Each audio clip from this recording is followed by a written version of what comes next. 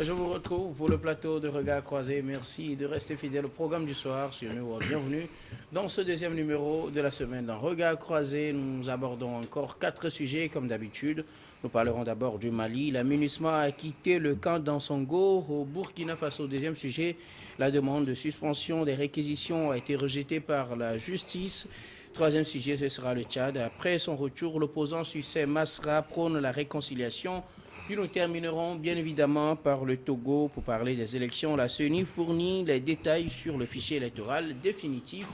Et pour en parler ce soir, 3 invités sur ce plateau. Avec moi, Adam Adjronou. Vous êtes journaliste, directeur de publication de Vision d'Afrique. Bonsoir Adam et bienvenue. Bonsoir Guillaume, merci de m'avoir invité. Un bonsoir spécial à toutes celles et à tous ceux qui nous suivent au Togo profond, mais également de par le monde. À côté de vous, Prosper Agboklou. Vous êtes également journaliste, vous êtes analyste politique. Bonsoir Prosper et bienvenue. Oui, je rappelle que j'anime aussi le site Togo Football News, .tg. Et ça aussi, ça fait partie donc de nos prérogatives. Bonsoir et surtout, merci pour l'invitation. Nous y sommes. Ok, notre troisième invité aujourd'hui, Credo Tété, vous êtes journaliste au journal Le Médium. Bonsoir Credo et bienvenue. Bonsoir Guillaume et bonsoir à tous ceux qui sont sur le plateau. Et un plaisir de retrouver tout le monde. Bonsoir à tous ceux qui nous suivent. Alors avec vous, nous abordons notre premier sujet, direction le Mali. La MINUSMA a quitté le camp d'Ansongo.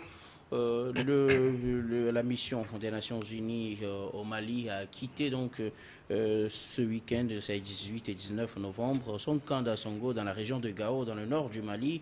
Le départ des casques bleus s'est déroulé sans difficulté, pas comme ce qui s'était passé avec le camp de Kidal. Asango est donc la 9e des 12 bases dont la MINUSMA rend donc les clés aux autorités maliennes. Les clés ont été remises aux représentants ou au préfet de la zone à Gao pour ce camp donc, qui est le 9e qui vient d'être libéré par la MINUSMA qui doit totalement libérer le Mali ici à la fin de cette année 31 décembre 2023 et c'est fait. Asango vient s'ajouter aux 8 autres camps qui ont été libérés par la MINUSMA dans le compte de cette libération du Mali avant la fin de cette année. Oui, je crois qu'il faut saluer la ténacité, la bravoure des forces armées maliennes et surtout des autorités de la transition parce que ils ont imprimé une certaine marque et aujourd'hui on voit qu'ils ne font que récolter des succès sur leur chemin. Et aujourd'hui c'est la 9e base qui a été, disons, libérée par la MINUSMA. Donc ça c'est une bonne chose et je crois qu'il y aura d'autres, disons, d'autres retraits qui vont se faire d'ici la fin de l'année. Et quelle lecture devons-nous faire? Donc nous devons croire en ces forces armées maliennes qui ont à un certain moment maîtrisé le terrain, tous les terrains. Et vous allez voir qu'avec le départ des Français, les choses sont beaucoup plus aisées pour les nouvelles autorités de la transition du Mali. Donc c'est déjà des acquis et il doit y avoir d'autres succès pour que le Mali puisse prendre possession entièrement de tout son territoire. Alors, le camp d'Ansongo qui vient d'être libéré dans le nord du Mali. Il reste les camps de Mopti, Sévaré, les camps de Gao, de Tombouctou, et puis le quartier général à Bamako pour faire le complet des 12 postes occupés par les forces de l'ONU qui viennent maintenir la paix au Mali. La MINUSMA a libéré son camp d'Ansongo ce week-end au Mali, Adam. Oui, vous l'avez dit, 9 de ces 12 camps qui viennent d'être libérés. Et vous savez bien évidemment si cela, pour répondre un peu à une des questions que vous avez posées à Credo, si cela n'a pas été fait de la même manière comme ce que nous avons constaté avec le camp de Kidal. C'est justement compte tenu des enjeux. Vous savez, Kidal constitue un enjeu majeur pour aussi bien les forces maliennes qui étaient entre-temps. Lorsque vous prenez les accords signés en 2015, ce camp ne faisait pas partie, en tout cas, des camps qui revenaient donc au groupe terroriste a priori. Donc, la zone n'était pas encore occupée. Donc, ce n'était pas aussi un enjeu majeur.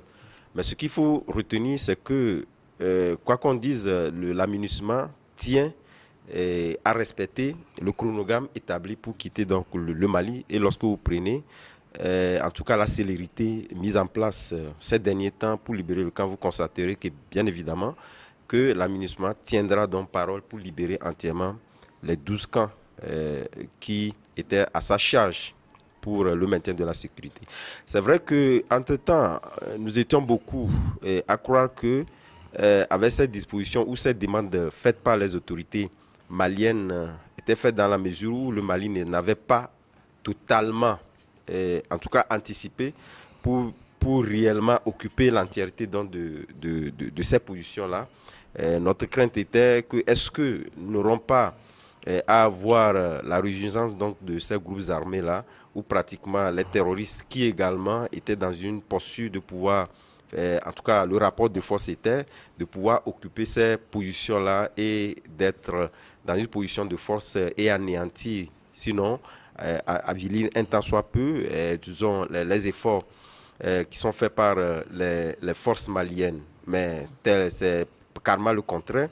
On voit que chaque jour que la MINUSMA quitte une position, l'armée malienne essaie de pouvoir mettre en position les forces qui permettent donc de maintenir aussi bien la sécurité et de prendre dans ces positions-là en sa charge, ce que nous avons constaté avec la libération de ce camp-là.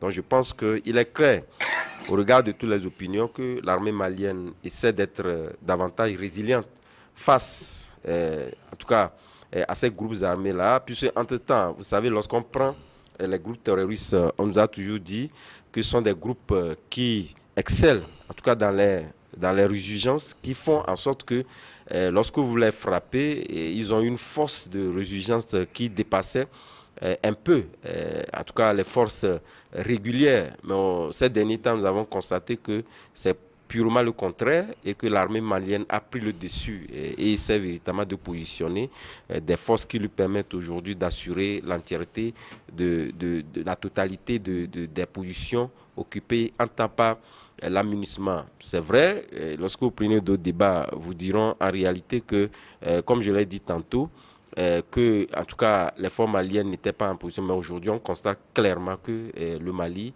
a pris une longueur d'avance et je pense que cela va de soi et que, en tout cas, la souveraineté totale du Mali est en train d'être retrouvée avec ces positions-là. Donc, je pense que d'ici fin décembre, cela serait pratiquement le cas, surtout avec le succès de Gao, qui est aujourd'hui, pour tout Malien ou toute opinion, le Mali a carrément retrouvé sa souveraineté parce que les trois autres récents ne constituent plus des enjeux majeurs en ce qui concerne dans la souveraineté du Mali. Donc c'est une souveraineté qui est retrouvée et lorsqu'il y a toujours des positions, des forces étrangères qui sont sur vos positions, cela en tout cas est réducteur et je pense que le Mali est en train de finir avec tout ça là et en 2024, c'est le Mali qui va se retrouver en elle-même et prendre la totalité de sa souveraineté. Alors, en attendant de revenir sur la souveraineté du Mali à la reprise de ces camps, Prosper Abouklou, un nouveau camp vient d'être libéré par la MINUSMA, c'est celui de Ansongo, toujours dans le nord du Mali. Dans le cercle d'Ansongo, pas tout à fait loin donc de Gao. Oui. Je crois, entre-temps, Aïcha Kone avait chanté Assimi Koïta. Et cette chanson qui a fait monstre donc d'une certaine reconnaissance aujourd'hui est en train donc de démontrer à la face du monde que ce garçon, en renversant... c'est quand même un chef d'État. Bon, c'est un chef d'État, oui. Bon, c'est un garçon, c'est un barbu, un peu à l'image de Haddock dans Tintin. Hein. Quand vous le voyez, c'est un gars très sérieux. Et on peut dire tout simplement que le Mali, Assimi Koïta, a réfléchi sur son action. Et aujourd'hui, je crois que c'est une porte ouverte à la décolonisation réelle donc, de l'Afrique. Puisque quand une force étrangère occupante vient prendre position et qui vous intime l'ordre et qui prend toutes les décisions à votre place et à un moment donné que vous réagissiez et que vous prenez donc votre je dirais, salut entre les mains. C'est ce que nous sommes en train de voir aujourd'hui. Donc, petit à petit, les sites tombent et que l'aménagement, au départ, avait tout simplement minimisé la portée des faits et ne pensant pas que l'État malien allait plutôt incarner une certaine souveraineté intérieure en elle et a pu faire, je dirais, l'état des lieux avant donc de s'engager. Vous vous rappelez à l'époque du deuxième coup d'État fait quand Assimi Goïta oui, voilà, a pris le pouvoir. La France s'est empressée, Nicolas Sarkozy s'est empressé de lui intimer l'ordre d'aller aux élections rapidement, de faire quoi que ce soit aujourd'hui. C'était déjà au temps de Macron. Oui, c'était de Macron, allez-y dire, excusez-moi. On est en face donc d'une réalité et ça se réalise. Donc je crois que c'est le concret aujourd'hui. Ce site-là est tombé, Assongo est tombé, c'est en 2014 que l'aménagement y est installé. Et il y a eu un certain nombre donc, d'opérations qui ont été faites qui n'ont pratiquement rien donné. On avait confié ce site-là à un contingent nigérien qui avait animé un certain nombre de processus. Mais les Sénégalais, et les Sénégalais qui sont arrivés finalement. Donc je crois qu'aujourd'hui, on est dans le concret. Et moi, je crois que c'est ce que l'Afrique, dont l'Afrique a besoin pour pouvoir évoluer, son indépendance totale et l'indépendance, la souveraineté, l'autonomie dépend donc du concept de possession. Quand vous possédez votre territoire, vous avez l'aisance d'agir et d'apporter donc le nécessaire qu'il faut. Donc aujourd'hui, je pense que Assimi Goïta et son gouvernement et les FAMA n'ont pas prêché dans le désert. Alors, il reste quelques camps clés, si je peux me permettre. Il reste le camp de Mopti Sévaré, un peu dans le centre du Mali. Un peu plus au nord, on ira à Tombouctou. Un peu plus à l'est, il y a Gao. Et puis leur QG qui vont finalement libérer à Bamako d'ici à la fin de cette année de 2023. Finalement, les sites stratégiques ou les enjeux majeurs, les camps qui présentent des enjeux majeurs avec les groupes terroristes, on dirait que la plupart ont déjà été libérés parce qu'entre-temps, on avait commencé avec le camp de Ber, on a monté jusqu'au niveau de Aguelok, on est allé plutôt d'abord à Tessalit, dans le Grand Nord, près de la frontière avec l'Algérie, on est redescendu à Aguelok, on est venu à Kidal tout récemment, et là on revient un peu plus, on redescend vers le centre du pays en prenant Ansongo. Il reste, comme je le disais, Mopti, il reste Gao, il reste Tombouctou, où déjà on sait qu'on avait eu des batailles contre ces groupes terroristes là, où des camps, l'armée malienne est pratiquement présente dans ces localités. Est-ce à dire qu'avec l'étape de Kidal qui a été clôturée l'autre semaine, pratiquement, nous sommes dans la troisième semaine là, non, nous sommes dans la deuxième semaine avec la reprise de Kidal. C'est pas la libération, nous sommes dans la troisième semaine, mais la reprise, nous sommes juste dans la deuxième semaine, c'est la semaine passée. Est-ce qu'on peut dire que le pire est derrière nous pour les groupes terroristes qui interviennent et puis la reprise des camps par les forces armées maliennes? Non, je crois que les forces armées maliennes ne doivent pas baisser le bras. Donc aujourd'hui, ils ont engrangé des succès, mais cela ne voudrait pas dire que l'ennemi n'est pas aux aguets. Donc ils doivent essayer de maîtriser, disons, les 9 camps qu'ils ont pris et les régions qui leur sont aujourd'hui accessibles.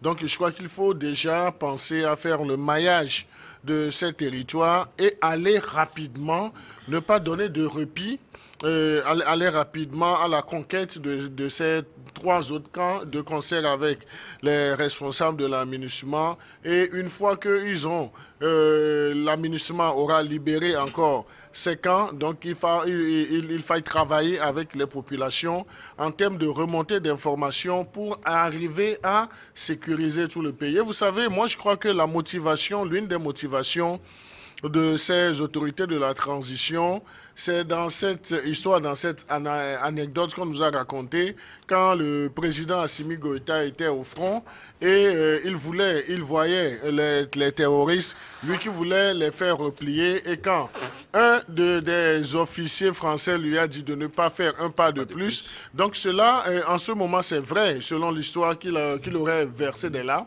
qu'il aurait coulé des larmes. Mais aujourd'hui, les larmes vont également couler au visage de M. Assimi Goïta. Mais cette fois, ce sont des larmes de joie. Des larmes de joie parce que ce qui n'avait pas pu réussir il y a quelques années, aujourd'hui, il est en train d'engranger des réussites, des succès. Donc, cela est une bonne chose. Maintenant, que faut-il faire des autres régions qui sont aussi importantes que Kidal? Donc, il va falloir que les FAMA puissent réellement aller dans des stratégies pour ne pas aller pour avoir des échecs. Donc, il faut toujours aller de succès en succès. Et vous aurez remarqué, la tâche aujourd'hui, il n'y a plus la France, il n'y a plus tellement la coopération avec l'amunissement, mais j'ai comme l'impression que les forces armées maliennes ont reçu l'adhésion des populations qui servent aujourd'hui de vivier d'information pour les autorités du Mali, pour ne pas dire les forces armées maliennes. Et c'est ça qui leur permet d'aller sur le terrain et sereinement de repousser les ennemis. Alors, le pire est-il derrière nous avec la reprise de Kidal et cette libération d'Ansongo? Vous savez, lorsqu'on prend une force en présence, il faudrait que vous connaissiez réellement donc, sa capacité de nuisance. Ce qu'il a comme élément également de nuisance.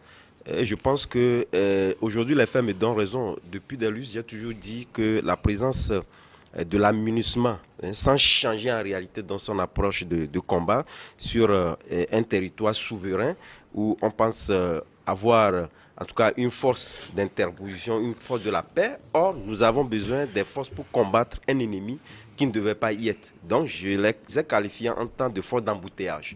Et vous convenez avec moi qu'à partir du moment où vous avez une force d'embouteillage, cela ne vous permet pas véritablement de déployer, de connaître davantage l'ennemi. Aujourd'hui, à partir du moment où ces forces-là sont un peu dégagées, eh bien, vous avez la latitude de pouvoir déployer, en tout cas, des forces pour mieux connaître également le territoire, ce que le Mali a fait et ce qui lui a permis aujourd'hui d'en arriver là. Nous pouvons aisément dire que, en tout cas, le pays est derrière nous, compte tenu du fait qu'aujourd'hui, le Mali maîtrise le territoire, il est en train de faire le maillage total du territoire, et donc l'ennemi n'a plus réellement de force, compte tenu du fait qu'aujourd'hui, le Mali a aussi bien le matériel qu'il faut pour arriver donc à combattre l'ennemi. Donc, de toutes les façons, aujourd'hui, je pense que le pire est derrière nous. Merci beaucoup à vous. Nous allons marquer la première pause, puis on vous retrouve juste après pour la suite de cette émission.